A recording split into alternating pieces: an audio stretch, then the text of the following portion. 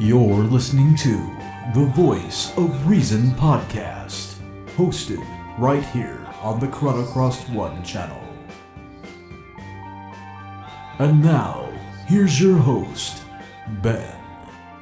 Yes, indeed it is, and yes, I am. Welcome back to the Voice of Reason podcast, episode number 4. Just a short one this time. I had planned a longer episode, but things just aren't going as planned. I was going on HowISee It's new channel. He has 2 new channels. I'll link them in the description. His old channel still hasn't been reinstated. But anyway, I went on one of his new channels, subscribed to it, and then he put out his new channel, HowISee TheWorld. I subscribed to that one, posted, and immediately after I said subbed, I had apparently one of his other subscribers tell me that they didn't see me subscribe to that channel, that I was somehow lying or something, basically accusing me of being false with being a subscriber to him. Now, I just want to point out to people that I do have my subscribed channels and my profile hidden because I don't want people to get any prejudged notions about my opinion, because I know that kind of thing can turn people off. I would rather have my opinion speak for itself. So that's why I do that. So it kind of took me off guard to have somebody attacking me right away like that, but I'm over it. That incident there was small compared to what I went through prior to this. I went to Jara White's channel about 2 years ago, and I posted something there to the effect of, it's amazing how many people cannot see the truth or something like that. I've got the screenshot up for you. You can see exactly what I said, because I'm recording this prior to looking at the graphic. This is kind of an on-the-fly thing for me. But then I had somebody within last couple days take that old post that I made and basically tell me something to the effect of, it's amazing how many so-called geniuses there are on the web, or something to that effect. And then I just thought, I'm going to be a little snappy back on this one and just try to be clever with it, because I knew where this was going right away, because you don't take a post that was made 2 years ago and respond to it and say that kind of thing unless you're looking to troll or you're a shill or something. So I go, it's amazing how many trolls there are on the internet. And sure enough, he did not disappoint me. He snaps right back with, do you deny the mountains of evidence we have on the subject? Okay, at this point, I should have just ignored it, but I wanted to just, double check to see where it's going. Maybe this person is just ignorant, because I like to try to educate people if I can, but I don't have time to do it, day in and day out on the internet and have in-depth discussions on the YouTube comments section. Yeah, heck, I barely have time to put these videos out at this moment because I haven't got myself on a set schedule where I can be bam, bam, bam. So anyway, he posts that on there. I respond and I say, mountains of evidence don't make me laugh. And then I go off and I try to reiterate what I said in my video, because this is basically what they always come back with you. They always say, well, we got pictures, we got videos, we got testimonies, and things like that. And then he basically, in his response, did the same thing, listed the same things that I said. And then the problem with it all is, like I said, you cannot completely trust it because it can be manipulated. It can fool you. And then he's like, oh, there's more than that. But he lists basically the same things like I said. So basically, at that point, I knew this guy was trolling. I knew he was a shill. So I said, it's obvious you're a shill or a troll, and I don't want to have a discussion with you. And then the name calling started. And so in effect, I started the process of beginning to ignore this person, but he kept calling me names and stuff. But I eventually blocked him, and I thought this was the end of the story. But then I checked my notifications on YouTube, and I saw a comment that I had made on HowISee SandyHook, that channel. I had a comment from one person demanding me to give proof of what I was saying. And my comment was something to the effect of, the dash cam footage should be enough to prove it. And then this person's asking me for evidence of other things that are not related to that particular video that was posted. And so I basically just said, hey, look, that's not my job to provide you with the evidence you're requesting. You can search for it yourself.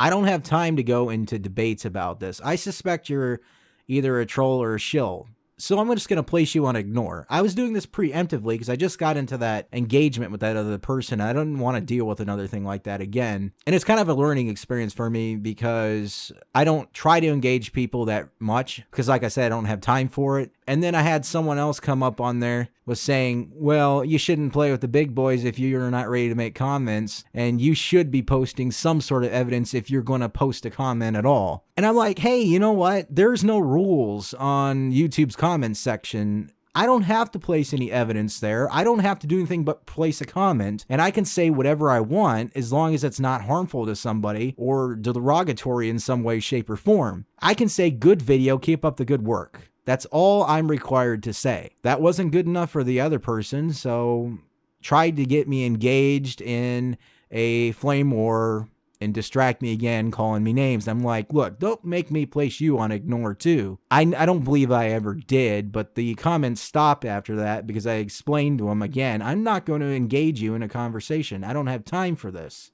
And they left me alone for now. But moral of the story is probably best just to ignore people that immediately demand you to give them evidence and are looking to engage you, because this is what ends up happening.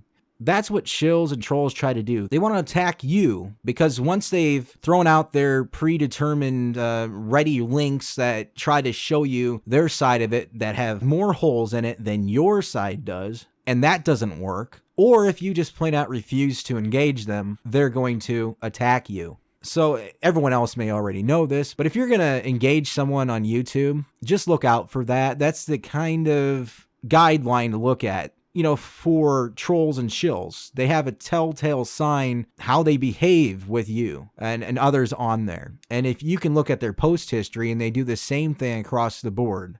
I reported the guy that was getting me on Jara White. I don't know if the channel that he was running, which had no videos on it, by the way, was terminated or not, or he had any strikes placed against him, but that's what that person was doing. They were just doing nothing but going across conspiracy videos and tearing down the people that make posts in there. It wouldn't surprise me if YouTube didn't do anything about this because they do not respond to this. It's almost like they condone it. And yet they'll throw copyright strikes against people that are false, or they'll allow them to happen anyway. It's just totally confusing to me that this whole thing happens like this. But, you know, you got to deal with it, I guess. And I'm going to continue to deal with it. And if anyone needs proof that I'm subscribed to HowISee its new channels, then which are HowISee TheWorld and HowISee SandyHook, you know, leave a comment and I'll put up a little video to prove it. But we're getting kind of silly here if we're in that kind of mode where we need to prove that we're a subscriber to make a comment. We don't even have to subscribe to the channels we're posting in. It's not a requirement either. But definitely subscribe to HowISee TheWorld and HowISee SandyHook. And subscribe to me and subscribe to anyone else you come across that sparked your interest when you listen to their commentary about this entire kaleidoscope of truth movement.